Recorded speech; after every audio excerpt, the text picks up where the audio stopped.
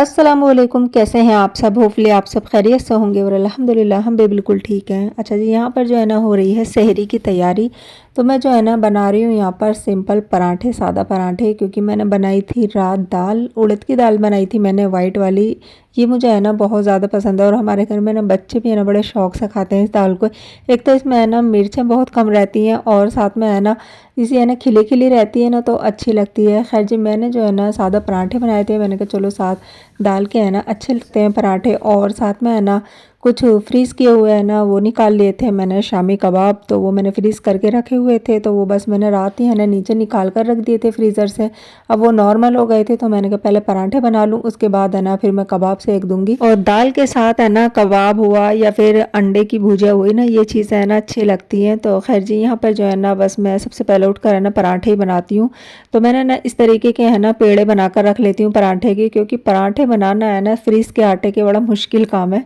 Fridge में है ना ठंडा हो जाता है ना तो फिर और भी ज़्यादा ना आटा जो है ना वो ऐंठ सा जाता है।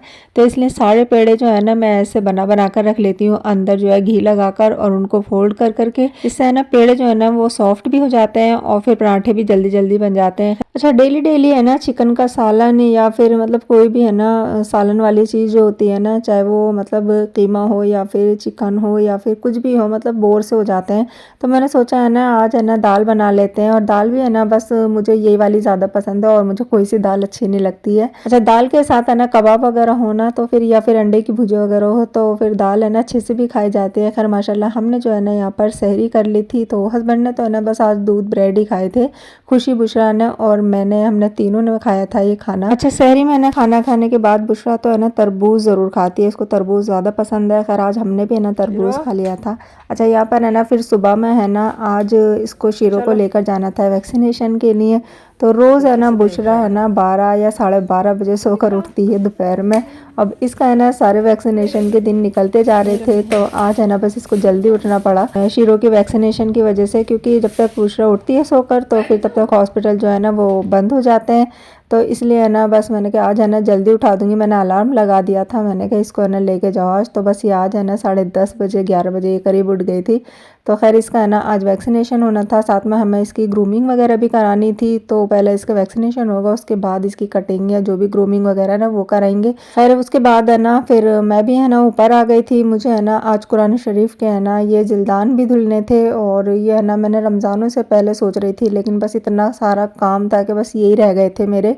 खैर मैंने कहा चलो आज है ना इनको वॉश कर देती हूँ। अच्छा, ये कुरान शरीफ के जिदान जो है ना ये मैं है ना सबसे पहले है ना टब में सादा पानी डालती हूँ, उसमें पहले ना एक बार इनको निकाल कर है ना पानी में फेंकती नहीं हूँ, वो पानी में पौधों में डाल देती हूँ।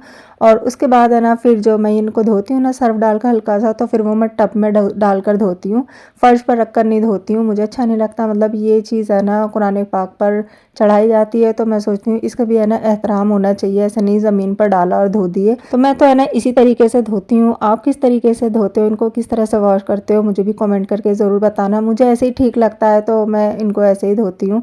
खैर जी, ये वाला पानी तो मैं फेंक दूंगी, लेकिन जो फर्स्ट वाला पानी होता है ना, जो सादा पानी होता है, इनको सादा पानी में सबसे पहले मैं निकालती हूँ तो वो पानी मैं प्लांट्स में डाल देती हूँ। अच्छा, आज है ना खुशी बुशरा को तो जाना था इफ्तार की दावत में, इनकी फ्रेंड के यहाँ पर इफ्तार की दावत थी। तो बस इनकी एक फ्रेंड भी आ गई थी माहिन, तो इनको सबको साथ ही जाना था। अच्छा, आधे रोज़ों के बाद है ना दावतों का जो सिलसिला होता है ना इफ्तार का वो ज़्यादा शुरू हो जाता है। हस्बैंड का बहुत ज़्यादा रहता है उनके फ्रेंड वगैरह के यहाँ पर। खैर खुशी बुशरा का तो आज का ही था। तो बस आज है ना खुशी ने मेरा ये सूट पहना था, तो ये है ना मेरे पहन लेती है। मेरे को इतने हैवी वगैरह नहीं होते हैं, मैं खुद ही डिज़ाइन करती हूँ, तो मतलब इस तरीके के ही रहते हैं गर्लिश के, मतलब कोई भी पहन ले। फिटिंग भी हमारी सेम सेम सी रहती है। हल्के से खुशी के लूज आते हैं, लेकिन आजकल लूज चल रहे हैं ना तो इतना पता नहीं चलता है। अच्छा, रूम में भी है ना अभी सारा सामान है ना ऐसे ही बिखरा पड़ा है, जो हम परसों शॉपिंग करके लाए थे दिल्ली जामा मस्जिद से, वो व्लॉग मैंने आपके साथ शेयर कर दिया था। तो वो भी सारा सामान ऐसे ही फैला पड़ा है। तो बस जगह जगह है ना सामान पूरे रूम में ऐसे ही फैला पड़ा है। अभी भी है ना काफ़ी सारी शॉपिंग रह गई है हमारी, आय तिनाई की भी रह गई है, कुछ खुशी बुशरा की, लेकिन मेन मेन जो है ना वो हमारी फारिग हो गई है, अब छोटी मोटी रह गई है। तो बस अफ्तार के बाद जो थोड़ा बहुत टाइम मिलता है ना उसमें मैं करने जाती हूँ। तो दिन में तो है ना बिल्कुल टाइम नहीं मिलता है, जो भी थोड़ा बहुत टाइम है ना वो अफ्तार के बाद ही मिलता है। तो वो एक दिन में है ना सब चीज़ पॉसिबल नहीं है, तो इसलिए थोड़ा थोड़ा कर ले आती हूँ टाइम के हिसाब से। वैसे भी है ना आपको पता है लड़कियों के है ना कितनी ज़्यादा चीज़ें होती हैं। लड़कों की तो 2-3 चीज़ आ गई और हो गई उनकी, लेकिन लड़कियों की है ना एक सूट के अलावा एक ड्रेस के अलावा भी है ना बहुत सारी चीज़ें होती हैं, तो इसलिए है ना बस थोड़ा सा टाइम लग जाता है। खैर फिर भी है ना अगर ड्रेस बन जाए ना तो फिर बाकी चीज़ें तो ना आसानी हो जाती हैं। बस ये है कि थोड़ी-थोड़ी चीज़ों में है ना ज़्यादा टाइम लगता है। वो छोटी-छोटी सी चीज़ें होती हैं तो उन्हें पसंद करने में भी बहुत टाइम लग जाता है। खैर इफ्तार के बाद जो भी टाइम मिलता है ना तो फिर मैं हस्बैंड के साथ जाती हूँ। तो वो सारी चीज़ें है ना एक साथ नहीं हो पाती हैं, थोड़ा-सा ही टाइम रहता है मगरिब के बाद भी, फिर इशा का और तरावी का टाइम हो जाता है। तो बस इसलिए है ना बस थोड़ी-थोड़ी सी चीज़ें करनी पड़ती हैं। खैर यहाँ जो है ना आज मैं बना रही हूँ आलू के पकौड़े, क्योंकि इनाया बोल रही थी मम्मा आप जब भी है ना आलू के पकौड़े बनाते हो ना तो मिक्स कर देते हो उसमें सारी चीज़ें, क्योंकि मैं पालक, प्याज, आलू, मिर्च वगैरह सारी चीज़ें है ना एक साथ काट कर सब एक साथ बना देती हूँ।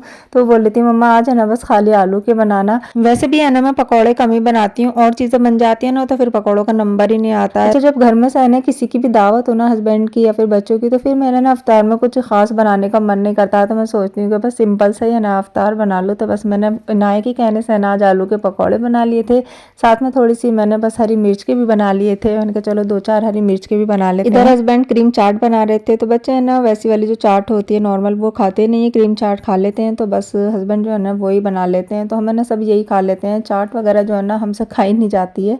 खैर माशाल्लाह आज है ना बड़ा सिंपल सा हमारा दस्तरखान लगा था, पकौड़े और बच्चों के लिए कचरी पापड़। तो ये मैंने आए तिनाई की पसंद से बनाए थे पकौड़े और कचरी पापड़, तो मैं रोज़ ही बना लेती हूँ इनकी वजह से। साथ में बस डायरेक्ट है ना आज हमने खाना ही लगा लिया था। तो पुलाव वगैरह या फिर कोई भी हमने चावल वगैरह नहीं बनाए थे, बस ये तरबूज वाला शरबत बना लिया था। तो ये माशाल्लाह हमारा आज सिंपल सा इफ्तार हो गया था। अच्छा रात में है ना फिर मुझे थोड़ा सा टाइम मिलता है तरावी के बाद, मतलब इंसान है ना बिल्कुल फ्री सा हो जाता है उस वक्त, और इतनी जल्दी फिर सोता भी नहीं है। तो मैंने सोचा आज है ना मुझे अपनी थोड़ी सी स्किन केयर करनी है स्पेशल वाली।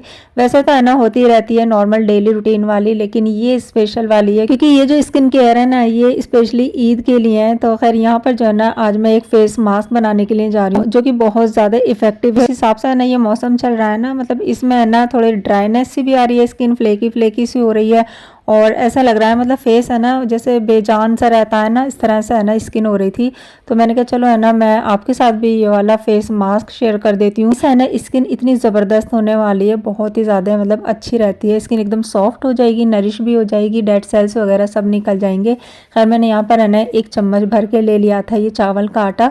तो चावल का आटा जो है ना बहुत ज़्यादा अच्छा रहता है हमारी स्किन के लिए। चावल तो वैसे भी है ना कोरियन प्रोडक्ट्स में कितने ज़्यादा यूज़ किए जाते हैं, और राइस की जितने भी है ना प्रोडक्ट्स होते हैं वो सारे कोरियंस में होते हैं। तो वो जितने भी होते हैं ना स्किन के लिए बहुत अच्छे रहते हैं। तो चावल जो है ना स्किन को जो है ना स्मूथ बनाते हैं और स्किन को एकदम शाइनी ग्लॉसी बनाते हैं। स्किन के सारे डेड सेल्स वगैरह ना सब निकल जाते हैं, एकदम ग्लोइंग स्किन हो जाती है। उसके बाद है ना मैंने यहाँ पर फिर 1 चम्मच जो है ना वो लिया है नारियल का बुरादा, जो है ना हम नॉर्मली अपने डिशेस में यूज़ करते हैं, कौरमे में भी डाल लेते हैं या मिठाई वगैरह भी बनती है नॉर्मली, जो गोले का बुरादा बोलते हैं जिसे वो। तो खैर वो 1 चम्मच मैंने ले लिया था। तो अभी है ना जैसे स्किन बहुत ज़्यादा ड्राई सी हो रही है ना, तो उसके लिए है ना फिर नरिशमेंट है ना स्किन को इससे मिलेगी, तो बहुत ज़्यादा स्किन सॉफ्ट रहेगी। इसके बाद है ना मैंने इसमें लिया था ये 1 पाउच कॉफ़ी का। तो कॉफ़ी भी जो है ना बहुत अच्छी रहती है हमारी स्किन के लिए, और ये एकदम स्किन को है ना टैन फ्री भी बनाती है, स्किन पर डलनेस वगैरह रहती है ना उसको भी हटाती है, साथ में स्किन को ग्लो भी देती है। तो मैंने 1 चम्मच ये ले लिया था। अच्छा अगर आप चाहें ना तो इन चीज़ों को तीनों को है ना मिलाकर भी एक जार में भर के रख सकते हैं, बाकी चीज़ें जब अप्लाई करें ना तभी मिलाई जा सकती हैं। अच्छा अब जो है ना मैं इस फेस पैक में जो है आधा चम्मच शहद डालूंगी। तो शहद भी है ना बहुत ज़्यादा ज़रूरी है इस फेस पैक में, क्योंकि शहद जो है ना स्किन को हाइड्रेट भी करेगा और ह्यूमेक्टेंट भी है, तो इसलिए है ना नरिशमेंट और हाइड्रेशन दोनों ही है ना बहुत अच्छे से देता है स्किन को। स्किन है ना प्लम्पी सी हो जाती है, जैसे ड्राइनेस सी रहती है ना स्किन पर वो नहीं रहती, एकदम प्लम्पी सी हो जाती है अगर हम स्किन पर शहद यूज़ करते हैं तो। और जिस तरह से ये वेदर चल रहा है ना, तो चाहे ड्राई स्किन हो या फिर ऑयली स्किन हो, सब पर शहद जो है ना ह्यूमेक्टेंट का काम करता है। स्किन है ना ड्राइनेस से हटकर है ना प्लम्पी की साइड चली जाती है। तो बस मैंने 1 छोटा चम्मच इसका भी ले लिया था, और थोड़ा सा इसके अंदर है ना मैंने दूध भी ऐड कर लिया था, जितना इसको है ना हल्का सा थिक सा कर रखना है, बहुत ज़्यादा बिल्कुल गाढ़ा सा नहीं होना चाहिए, फेस पर अच्छे से अप्लाई हो जाए। तो दूध चाहे आप कच्चा भी ले लो या फिर बॉईल करा ले लो, बस ज़्यादा ठंडा ना होना चाहिए फ्रीज वाला, और ना ही बहुत ज़्यादा गर्म, मतलब रूम टेम्परेचर वाला होना चाहिए। बस ये इसमें अच्छे से मिक्स कर लिया था, और ये बड़ा ही ज़बरदस्त हमारा फेस फेस मास्क है। अच्छा ये ईद स्पेशल इसलिए है क्योंकि अगर अभी से ही है ना आप इसको है ना यूज़ करेंगे, अपने फेस पर अप्लाई करेंगे ना, तो ईद तक है ना स्किन इतनी ज़्यादा शाइनी, ग्लॉसी और चमकदार होने वाली है कि मतलब किसी भी तरीके का कोई भी फेशियल करने की ज़रूरत नहीं है। तो मेरे पास भी है ना बस टाइम सा ऐसा नहीं था कि मैं स्पेशली फेशियल में 1 से 1.5 घंटा दूँ, तो मैंने कहा चलो है ना हफ्ते में 2 या 3 बार है ना इसको कर लूँगी, तो स्किन है ना फिर मेरी बहुत ज़्यादा स्मूथ और शाइनी हो जाएगी। और वैसे भी है ना जब ईद पर इतना हम खर्चा करते हैं, कपड़े वगैरह बनाते हैं और उस पर फिर मेकअप करते हैं ना, तो फिर मेकअप में स्किन है ना बड़ी एकदम है ना फ्लेकी फ्लेकी सी नज़र आती है अगर स्मूथ ना हो। वैसे मैं ना होममेड फेस मास्क अलग अलग मौसम के हिसाब से बनाकर ना अप्लाई करती रहती हूँ और खुशी और मैं दोनों करते रहते हैं, तो स्किन हमारी ऑलरेडी माशाल्लाह अच्छी रहती है। इस फेस मास्क को जब आप यूज़ करेंगे ना, अपने फेस पर अप्लाई करेंगे, इसके रिजल्ट इतने ज़बरदस्त होने वाले हैं ना कि आप मुझे दुआएं देंगे। मतलब इसको आप एक बार यूज़ करके ज़रूर देखना, क्योंकि ये फेस मास्क इस मौसम के हिसाब से, जिस तरह का ये वेदर चल रहा है ना, इसके हिसाब से बड़ा ही ज़बरदस्त है। इसको है ना अप्लाई किए 10 से 15 मिनट हो गए थे और ये ना थोड़ा थोड़ा सा ड्राई भी हो गया था, तो बस मैंने थोड़ा सा दूध और अपने हाथों में लेकर हल्का सा इसको वेट कर लिया था और बस हल्के हल्के हाथों से है ना मैंने 5 मिनट के लिए मसाज की थी। आईज पर और अंडर आईज पर नहीं करनी है, बाकी पूरे फेस पर सर्कुलर मोशन में इसकी मसाज करनी है। 5-7 मिनट मसाज करेंगे, फिर उसके बाद है ना मैं नॉर्मल पानी से है ना इसको वॉश कर दूंगी। अभी आप देखिए इसका रिजल्ट कितना ज़बरदस्त आया। मतलब मेरी स्किन जो है ना इतनी सॉफ्ट हो गई है, मतलब ऐसा लग रहा है हाथ से लगाने में है ना कितनी सारी मतलब लेयर्स मेरे फेस पे से उतर गई हैं। और सिर्फ एक एप्लीकेशन में है ना स्किन इतनी ज़्यादा सॉफ्ट और एकदम ग्लॉसी हो गई है। ये है ना ज़बरदस्त हाइड्रेटिंग मास्क है, तो इस मौसम के हिसाब से बहुत अच्छा है। अच्छा फेस वॉश करने के बाद फिर कोई भी मॉइस्चराइज़र वगैरह लगाने की भी ज़रूरत नहीं है, क्योंकि खुद ही स्किन इतनी ज़्यादा नरिश हुई है। और यहाँ पर जो है ना खुशी ने भी लगाया था, तो उसने भी है ना फेस वॉश कर लिया था। मैं हमेशा ज़्यादा बना लेती हूँ कि चलो खुशी भी लगा लेंगी। अच्छा पहले भी है ना मैंने काफ़ी सारी रेमेडीज़, इस तरीके के फेस मास्क वगैरह सब कुछ आपके साथ शेयर करे हुए हैं, लेकिन वो मैं पहले करती थी, अब काफ़ी टाइम से मैंने नहीं किए थे, लेकिन मैं घर में अपने है ना यूज़ करती रहती हूँ ये सारी चीज़ें। तो सिर्फ एक बार में है ना स्किन इससे इतनी ज़्यादा अच्छी हो गई है। ईद तक अगर 4-5 बार आप कर लेंगे ना तो स्किन बहुत ज़बरदस्त हो जाएगी। होपफुली ये व्लॉग भी आपको मेरा पसंद आया होगा। ऐसा है तो लाइक ज़रूर कर दीजिएगा, चैनल पर नए तो सब्सक्राइब कर लीजिएगा। मिलती हूँ नेक्स्ट व्लॉग में। अल्लाह हाफिज़।